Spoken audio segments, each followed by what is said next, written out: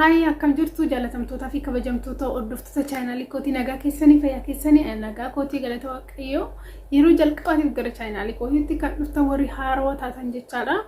Chaanaalii kiyya subscribe gochuun dagatina, laayikii godhaa, namoota biraatti fillee yoo viidiyoo koo jaalattanii jettan sheerii godhaa hiriyoota keessaniif jechaadha.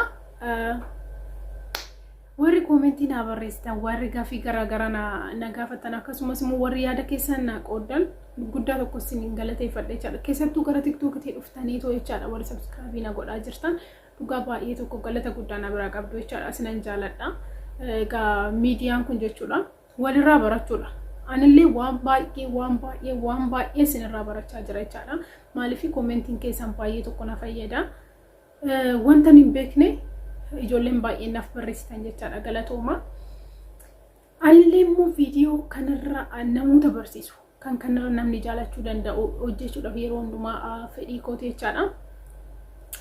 Har'a wanti nan isinii qabadhee dhiyaadhe jaalala gara miidiyaatiin yookiin immoo gara sooshaal miidiyaatiin jalqabnu akkamitti akka jaalala fageenya akkamitti akka deemsisuu qabnu yookiin immoo maal akka gochuu qabnu jechaadha.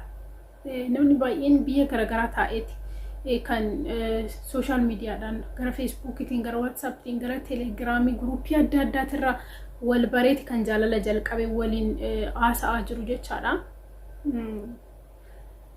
Ulfaataadha baay'ee. Akkamitti immoo adeemsifachuu warri jaalala keessa jirtanis warri kana booddee jalqabuudhaaf yaada qabdanis barumsa guddaa barumsa gaarii ta'e barumsa fudhatama qabu isinii qabadhee dhufee jira jechaadha. Waa baay'ee irraa bartu jedhee yaada maaliif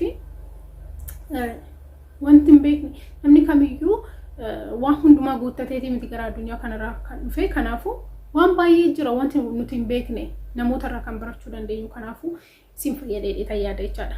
Inni jalqaba jaalalli gara sooshaal miidiyaatiin jalqabe yookiin immoo jaalalli feesbuukii baay'ee ulfaataadha jechaadha. Baay'ee tokko ulfaataadha. Obsa guddaa qabaachuu qabdan jaalala kana adeemsisuudhaaf jechaadha. Kanaafuu barumsas qabaachuu qabdan, eksperiiyaansii qabaachuu qabdan. Baay'ee ulfaataadha. Fakkeenyaaf nama kana qaaman hin beektu yookaan qaaman ishee hin beektu atis nama kana wajjin gaafa wal dhabdu yookiin gaafa wal loltu baay'ee tokkotu sitti dhagahama, hubamuu dandeessa. Baay'ee tokko jechuudha. Akkuma argitan Facebook irratti fi garaagaraatiin namoonni baay'een ofii isaaniitiif of ajjeesu. Qorsa garaagaraa dhuganii sammuun isaanii hin jeeqama. Kanaafuu baay'ee ulfaata jechuudha. Salphaa miti. Baay'ee tokko ulfaataadha. Kanaafuu maal gochuu qabna? Akka waliigalaatti ani hin deeggaru. Jaalala fageenyaa yookiin immoo jaalala gara sooshaal miidiyaatiin jalqabamu hin deeggaru. Garuu warra keessa jirtaniif yookiin immoo isiniif warra rakkoo hin qabne akka irraa barattan nan barbaada waan tokko jechuudha. Gara kiyyaan ani hin deeggaru jaalala gara miidiyaatiin jalqabamu yookiin jaalala feesbuuk jechaadha. Inni tokkoffaan wanti isin gochuu qabdan wanti gaarii ta'e jaalala fageenyaatiif fakkeenyaaf jaalaleen kee kan dhiiraa Itoophiyaatti jiraachuu danda'a, immoo biyya Arabaa jiraachuu dandeessa yookiin Ameerikaa fi Itoophiyaa keessa jiraachuu dandeessanii yookiin lamaan keessaniyyuu biyya garaagaraa jiraachuu dandeessanii. Sa'aatiin yookiin yeroon isin itti waliin haasoftan garaagara ta'uu danda'a. Kanaafuu yeroo keessan adjust gootanii yeroo kamitti akka walii bilbiluu dandeessan yeroo kamitti akka waliin haasa'uu dandeessan adda baastanii beekuu qabdan jechaadha.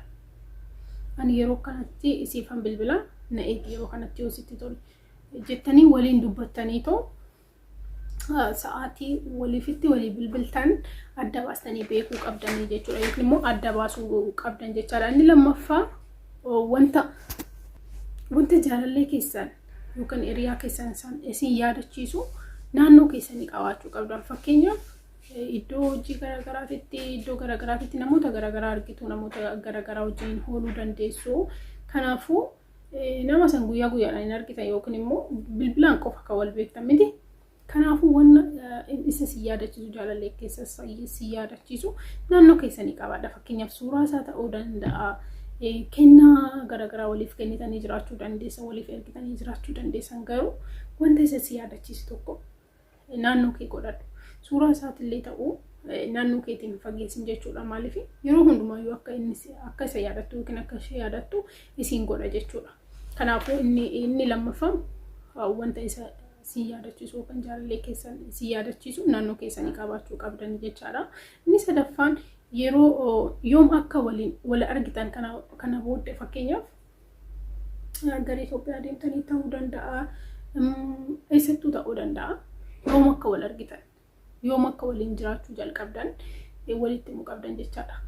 Yeroo inni gara fakkeenyaaf jaalalleen kee biyya Arabaa jirti yoo ta'e, ati Itoophiyaa jirta yoo taate, cal jettaniitu gaaf tokko wal argina jechuudhaan miti kan haasa'uu qabdan. Adda baastanii ta'u bara kanatti nan dhufa, yeroo akkanaatti nan dhufa, yeroo akkanaatti wal argina jettaniitu gaafa itti wal argitan sana adda baasuu qabdan jechaadha. Maaliif wal sobuu qabdanii dhugaa jiru walitti himuu qabdan. Kan turtullee taanannoo ani bara kanatti dhufuun barbaadu jettaniitu isa dhugaa jiru walitti himuudha. Maaliif yeroo kanaataan dhufa jetteeni kaatee yeroo sanitti dhaquu hin dandeessu taanaan maybe waan ati sobaa jirtu itti fakkaachuu danda'a jechaadha. Kanaafuu yeroo itti wal argitan adda baastanii beekuu qabdan jechaadha. Inni afuraffaan lamaan keessan yoo hojjechuu qabdan. Egaa asirratti dubartoonni baay'ee shamarran baay'een hin beektu, dhiironnis hin beektanii, keessattuu ijoolleen Araba jirtan qarshii keessan ergitanii dhiirotaaf isaan immoo biyya keessatti hojjechaa jiran baay'een keessan jechaadha. Baay'een keessan garuu akkas ta'uu qabu, kun sirrii miti. Hojii isaa gatii xiqqaa kan argisiisu ta'uu danda'a. Ta'us garuu hojjechuu qaba, dirqama. Lamaan keessaniyyuu namni kamiyyuu hojjechuu qaba.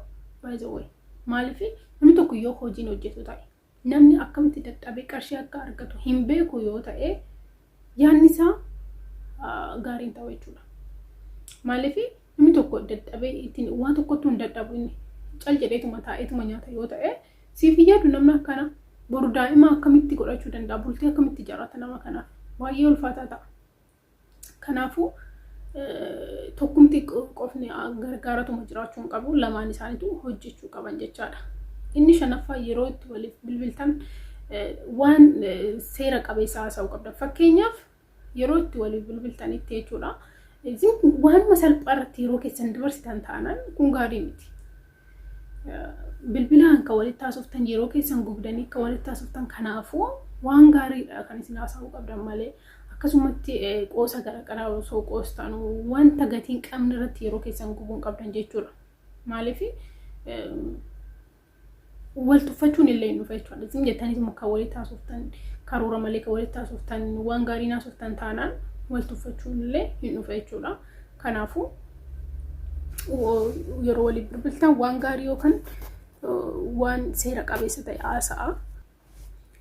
Yeroo keessanitti seeraan itti yeroo itti waliif bilbiltan sanitti seeraan itti fayyadamuu qabdan jechuudha. Inni jaaffaan immoo jechuudha. Yeroo hunda waliin qoratina. Fakkeenyaaf yeroo itti wal bilbiltan, yeroo itti tekstii waliif barreessitan hunduma waliin qorina. Fakkeenyaaf waliin qorina yeroo isin jedhu eenyu wajjin haasa'aa jirta. Online irra jirta, amma inni waliin haasa'aa jirta. Akkasumas immoo ati dhugumaan na jaalattaa, maali kiyya jaalatta, waan akkasii waliin hin jedhina, wal madeessuu qabdan isiniif galee miti. Jaalala dhugaa wal jaalattan taanaan walii wajjin kan fuulduraatti jiraachuu barbaadan taanaan gaafii gadhee wal gaafachuu yookiin wal qoruu qabdan jechuudha. Garuu akkana yeroo isiniin jedhu waan gaafii tasitti ta'e tokko waan gaafachuu barbaadu tokko hin gaafattiin jechuu kootii miti. Garuu yeroo hunda yeroo isa online irratti argitu, ati yeroo hunduma online irratti isa eenyudhaan haasofta, waan akkasii yoo jettuuni nan amantu jedheetu yaada biraa keessa galuu danda'a jechaadha. Kanaafuu wal qoruu dhiisa jechuudha. Dhugumaan na jaalatta, sababa maaliitiif na jaalatta, waan akkasii waliin jechuun qabdan jechaadha. Inni torbaffaan immoo yeroo iddoo isheedhaaf qabdu walitti argisiisuu qabdan jechaadha. Iddoo isheedhaaf qabdu yookiin iddoo isaaf qabdu itti mul'isuu qabda. Akkamittiin itti mul'ista? Fakkeenyaaf yeroo ishee waa tokko sitti himtu jechuudha. Fakkeenyaaf waa amma shamarran waan isiniin jechuu danda'an, rifeensa kiyya muradhaa, obboleessi kiyya hidhamee jira, waan akkasii ta'uu danda'a waan ishee isiin jettu jechaadha.